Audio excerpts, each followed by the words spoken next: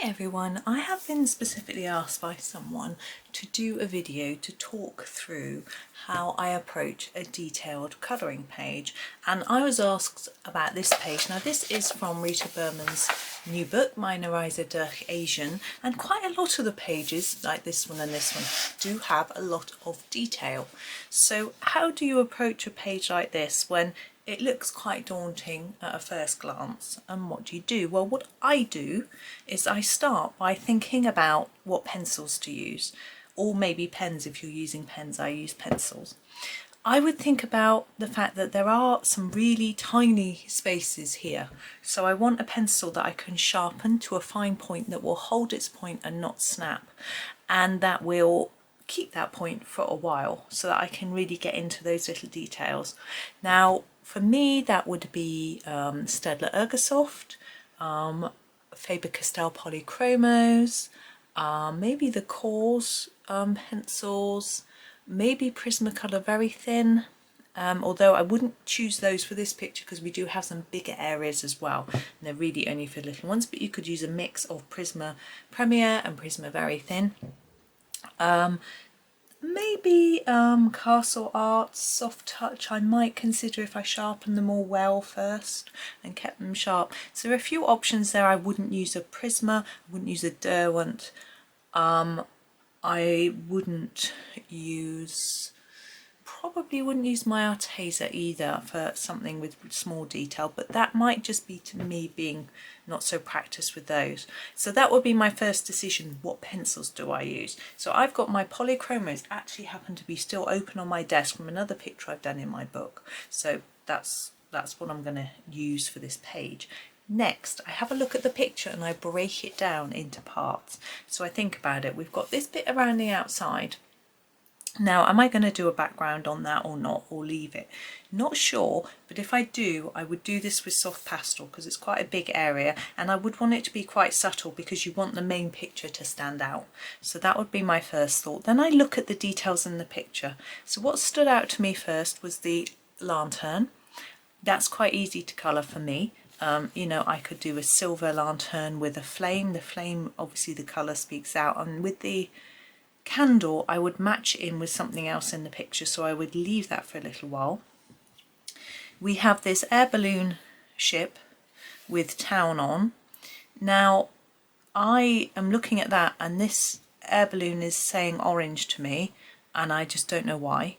But that doesn't mean I'm going to do that orange. I'm thinking, okay, my brain's saying orange. Now these houses are saying sort of brick colour and grey roofs, but we've got a pretty one here, some domes, which I would perhaps do grey or gold or silver. And we've got the bunting and the hearts. Now the hearts I probably do pink or red, but the bunting I might tie in with other things in the picture. So let's move on. We've got our whale. Now I'll probably do him grey or blue, and I would think about this carefully. We've got the water, so if I'm doing the water blue, then I would do the whale grey so that it stands out. If I do the water a greeny colour, then I could probably do the whale a dark blue and it would work. We've also got leaves. I'll probably do those in green just because a dark green, and then they would look different to the other colours. And we've got some here as well. And we've got our fish. We've got 3 fish. Now I like to colour fish in orange. So again, if I'm doing the balloon in orange, that would tie together with the orange fish, but will it work with blue whale, greeny blue sea, maybe grey whale? I'm not sure. So I've got a few ideas in my head and I'm going to start colouring. What I'm going to do is I will start with the things I'm definitely sure of the colour I'm going to do. So I'm going to start with the lantern, do the fire of the candle and the silvery look. So I'm actually going to do that now and make a start, and then that will help me to determine other colours. So let's go in closer so you can see. So I'm thinking I don't want to do a really pale grey silver for the lantern, because if I decide to do the whale or grey colour, then I might do that one a lighter colour. I wouldn't want to do them really dark, so I'm going to do a really dark grey, like a Paynes grey for the this one. You can see it's really dark. for the lantern. It needs a good sharpen. Just grab my sharpener. So another thing with detail pictures, I like to keep my pencils nice and sharp. Okay, I've got a couple of pieces of paper behind the page already. I would always do that before I start. Now this book, it's a bit, we're on the left hand side and we haven't got many pages underneath us, so it's quite difficult to lean on it. You know, it's sort of a new book and it's sort of a bit bendy. So what I'm going to do is I've got another book in here which I'm just trying to grab. Bear with me. It's not the same size. It would be easier if it was, but it isn't. But it doesn't matter. And I'm going to grab that book and I'm going to put it underneath here and lean my book on it, and then I've got a much more secure surface to colour on. So we're just doing that. Now I grab my pewter, or my Paynes grey as it's called, and we'll try and make some pewter. So let's put the lantern in the middle. We can come in a little bit closer. So I'm going to start on the outside where I think it will be darker. We'll actually start here on this edge and really layer up down at the bottom there, and then lighten it up towards the middle. And what that does, especially if we can leave a little bit of white, just the smallest bit, is it looks like we've got some shine going on. And I'm going to do exactly the same on this little bit here on the other side, like that. There. Now here and here, I'm thinking those bits look like they're set in, so I'm going to do them quite hard. It might make it hard to see Rita's vertical lines, but I'm happy with that. So I'm just layering it up and trying not to press really hard, just layer the colour up. And underneath here I'm going to do a similar thing.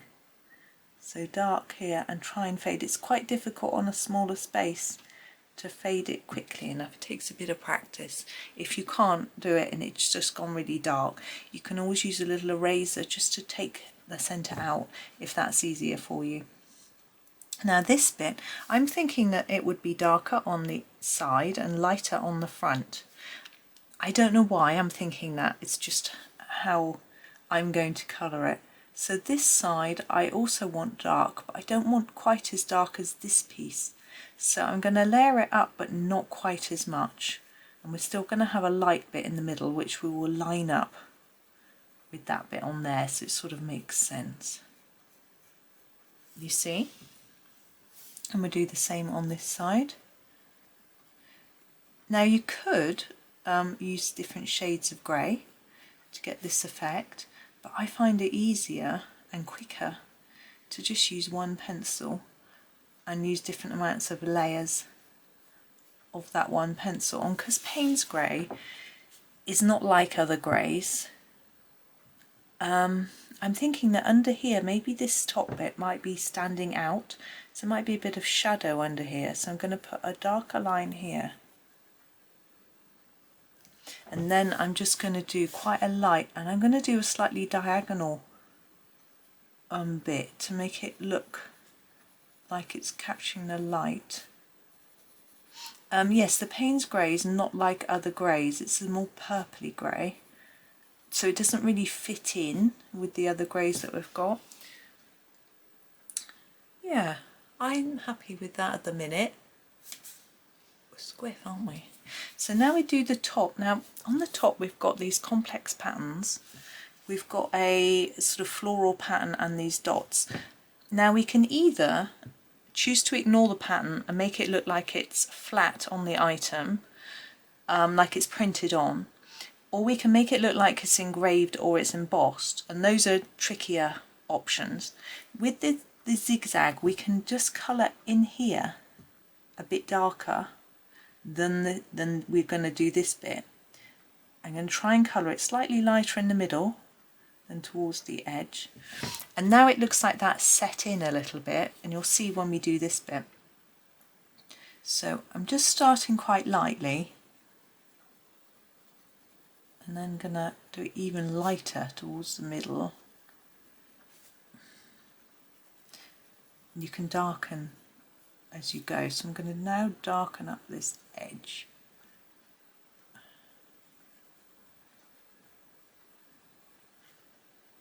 Like that. We want to leave a bit so it looks shiny.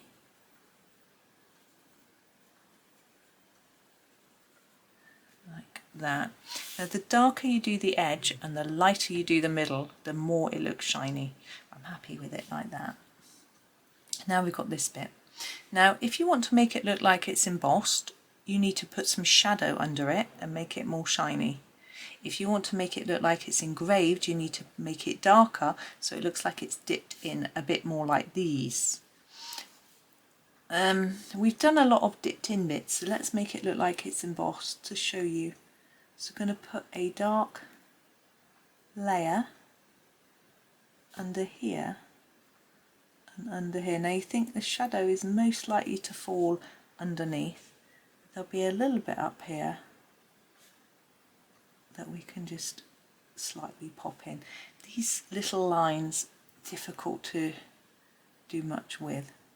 Now I'm going to make these look ultra shiny like this front here, so I'm going to follow that direction of that diagonal that I did on the front there and just put a few lines on it and leave some white. I didn't do a very good job on that one. Oops, I'm just going to grab my eraser. This is my Tombow mono eraser, it's nice and small. I'm just going to actually erase all of that. It's easier because it's such a small area. It's easier to erase it all and start again. So taking that angle, a little bit there and a little bit there, I've got to draw back in my shadow. Like that. Now we're going to do this part. I'm going to make it darker on the edges. So just a few more layers as we go on the edges, and then less towards the middle of this part. Now because we've got this shine here, we need to make sure that we haven't got too much shine near it, or else it will draw our eye away. So I want to put a little bit down the middle there. It's a little bit messy. Yours might not be, but mine is. I'm just going to go back over it just to tidy it up. I realise we haven't quite done this bit under here. Now on here we did it really dark, but because we've got this shadow line under here, if we do that really dark we won't see that shadow, so I'm going to keep it a little bit lighter. Just fade it towards the middle. And just re-emphasise that shadow under there. Fiddle until we're done. There we go. I'm happy with that. So there's our Paynes grey. Now our candle, now we've got to decide really whether that is see-through and those dots are the background, because it's got a lot of dots going on behind here, or whether that is within the, there's a back on our inside of the lantern. It's a decision we can make. I'm going to do the candle while I'm thinking about that. I'm going to start with the cadmium orange and do the bottom of the flame once I've sharpened it.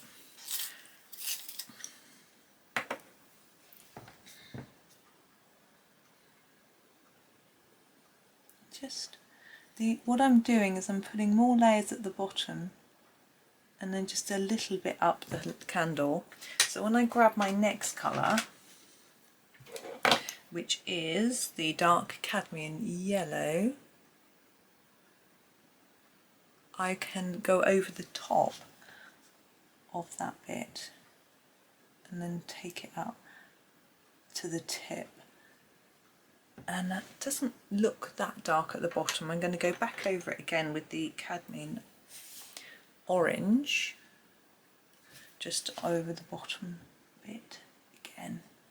Now what I think I'm going to do is make the edge of this internal part quite dark and around the candle flame a bit lighter, as if it's throwing out some light but it's not getting into the corners. I'm doing that because of the way Rita has drawn those dots. So I'm going to grab a lighter yellow.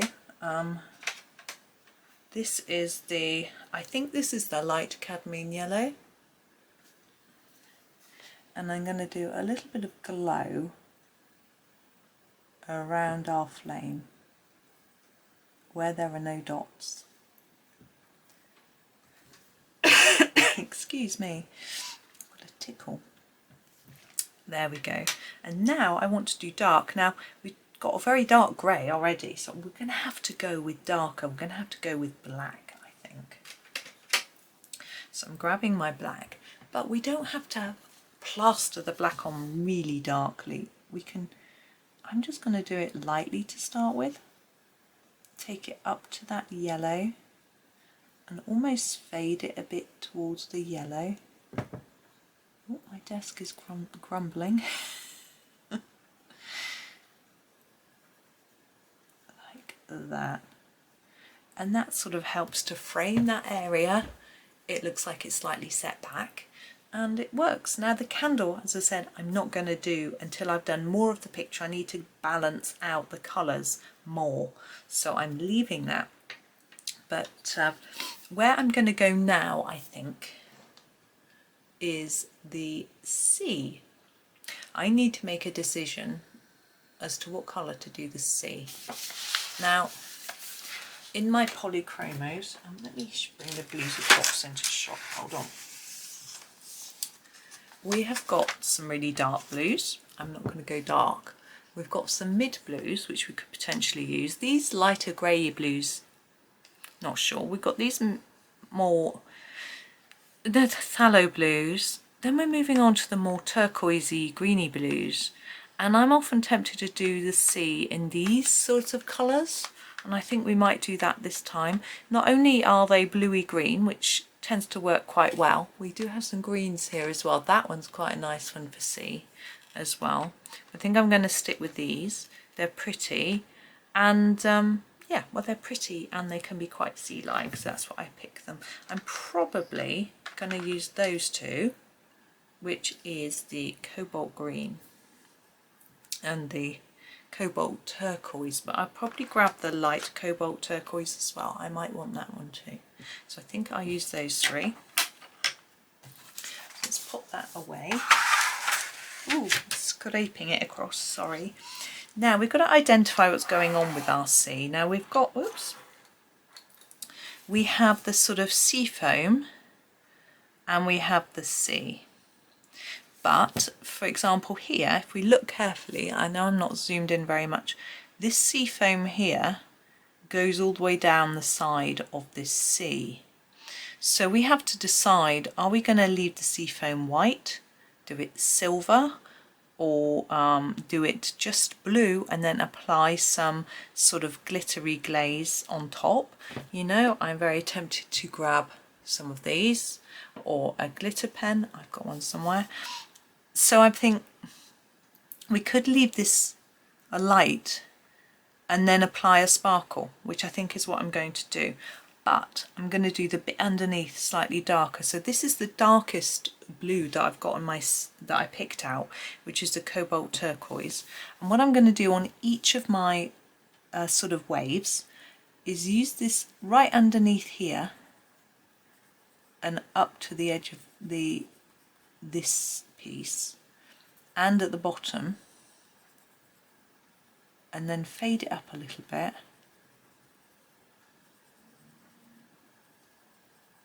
Like that.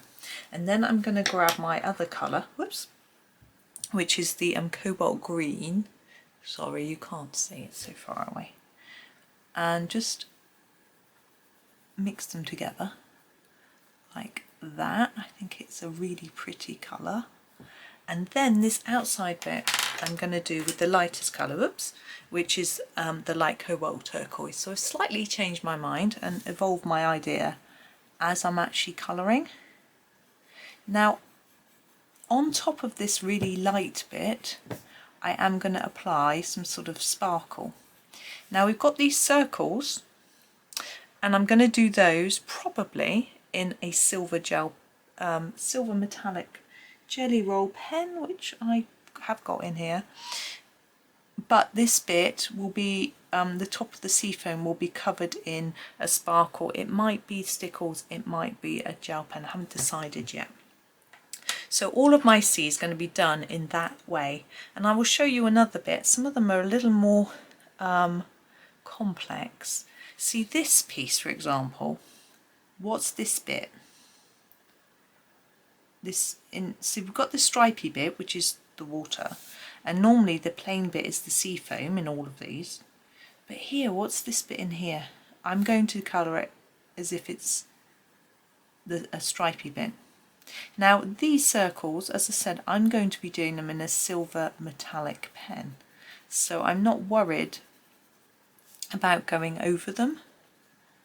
But if you're going to do them, say, in a silver pencil, which you do get in the Polychromos, or something else, you may want to carefully go around it to make sure you don't colour on top of it. You might even want to leave it white, which might look nice. So I'm just fading that, like exactly the same as I did with that one, so much darker on the edge, and then just fade it down. So to get polys darker, you just layer and layer.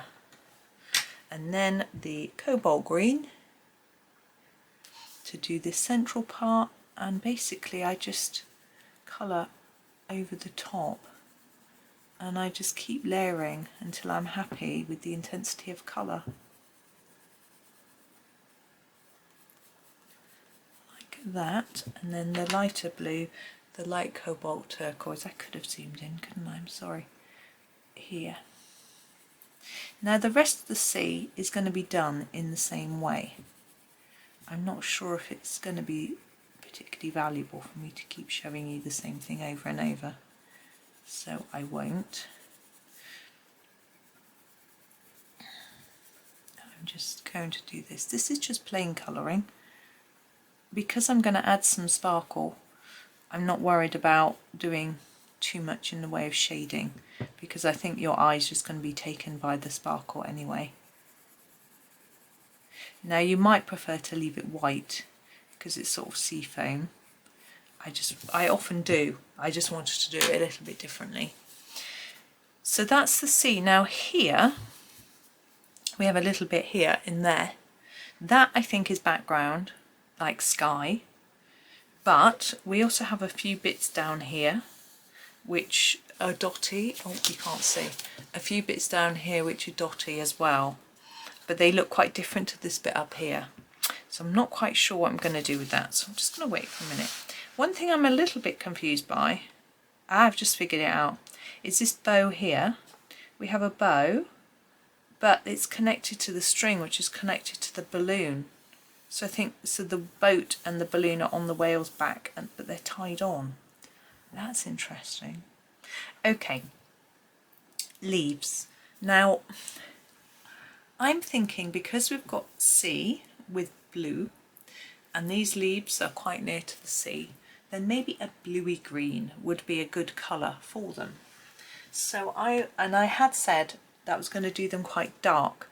I'm going to do them now before I decide on my whale colour, because I find it easier to decide on their colour than the whale colour. So I'm going to start with this really dark green, and this is the deep cobalt green, so it's, as you can see, it's going to tone in with the cobalt greens that we've used here, which are obviously much more bluey.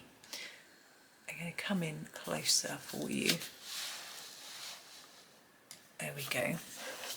And I'm going to use two colours though on the leaves. So I'm going to use this dark one at the base and then fade it towards the tip like that. Now you could leave it like that.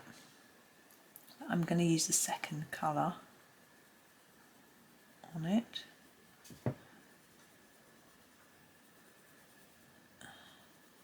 And you can see it's really quite simple. And what I'm doing, because this page is detailed and complex, it can be very daunting. I'm trying to concentrate just on this element, so just on the leaves. I'm not thinking about the fact that I've got a huge whale to colour. I've got all these houses and the balloon, I don't know what colour to do them. You know, I'm not thinking about that at all. I'm just enjoying being in the moment of colouring these leaves. And that makes it much more fun. Now normally, if I wasn't doing this on camera, I would have finished all the sea before starting the leaves. I would always do one section, then move along to another section. And often with a page like this, which I haven't done today, I would do the big areas first, so maybe the background or something like that, so that it helps me to pick out the smaller details later. But this page, it didn't seem to, there isn't like a big area of background. Even the sea is detailed, so I don't think I need to do all of these. You've seen what I'm doing. There's the other set over here, which I will do in the same way, and I will finish those in a lighter green. We do have quite a choice of lighter greens. I'm just looking. I think I'm going to use the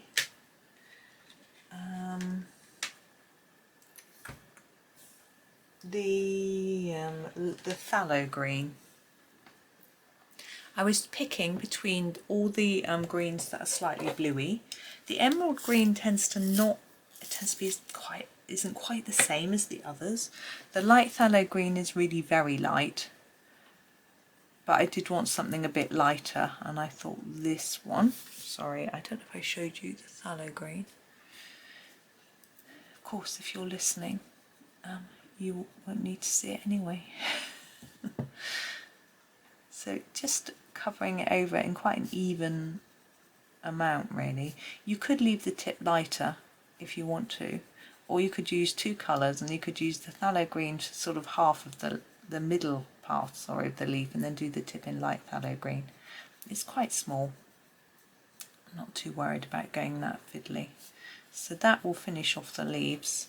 Okay, I'm not going to do them all. You can see how they're going to look. Now, where will I go from here? I would probably go to the fish. Now, I am thinking, I'm trying to think whether the orange would go with the seawater. Because I'm still quite taken on the orange balloon, orange fish idea. Hang on, let's come out so you can have a little look and have a think as well. And we have got orange in our candle flame. So if we don't have any other orange on the picture, it might look a little odd. And we can do a yellow starfish to go with the yellow there as well. So we can tie it together. So I'm sort of now sold myself on doing orange. Okay, I'm actually going to do the star next. He's quite fun. You could choose to do him in a gold colour, but I'm thinking, yeah, as I just said, we could draw together the yellows from the candle. So if we use the yellows that we've used in the candle for the starfish, it will just bring it together. So I'm going to pick up the dark cadmium yellow, which we used already, and I'm going to do it just around the edge. Let's bring you back in. There are lots of ways you can colour a star. I've got multiple videos on how to do stars, but this is maybe slightly different. So I'm going to do quite a heavy layer, so up and down, lots of building up the colour around the edge. I love this colour. It's just so warm, vibrant and positive. It's lovely. Now, start to do less. I use the scumbling technique, around and round movement, because I find it lays down a lighter layer and it's easier to blend in your next colour. So I'm bringing it right in, but I'm going to grab the other yellow, which is the light cadmium yellow, and finish off, whoops, that centre, so by just going over the areas where I started to fade and bringing it right in. Now you could outline this star with some gold stickles or colour it over with some shine. I think I'm not going to do that. I think I'm going to leave all my sparkle and shine just for the water. That's my plan. You don't have to stick with it. My desk is definitely sloping. The pencils are all rolling in one direction. I need my pencil case in here. Right, fish. Now this fish, we have his body here and his fin and the top fin. No, there's no top fin. Or is there? Hang about. Yeah, that's the top fin, that's the bottom fin, but half his tail is underneath. There's part of his tail, and there's part of his tail. He's got water over him here. This one is the whole fish. and this one we've just got the bottom. I think it'd be easier if I show you the whole fish, although the others are slightly more complex to do. You do want to be able to see how to do all of it. Now this is the orange we used for the candle flame, which is cadmium orange. Now I probably want to use, there, a bit of this and go darker as well with some other oranges, but we'll make a start. Now the main body of the fish I think I'm going to do in this colour. Now how I do fish is I do a darker edge, so I'm going to build up some layers of colour and then reduce it towards the centre of the fish, less layers, a really light touch.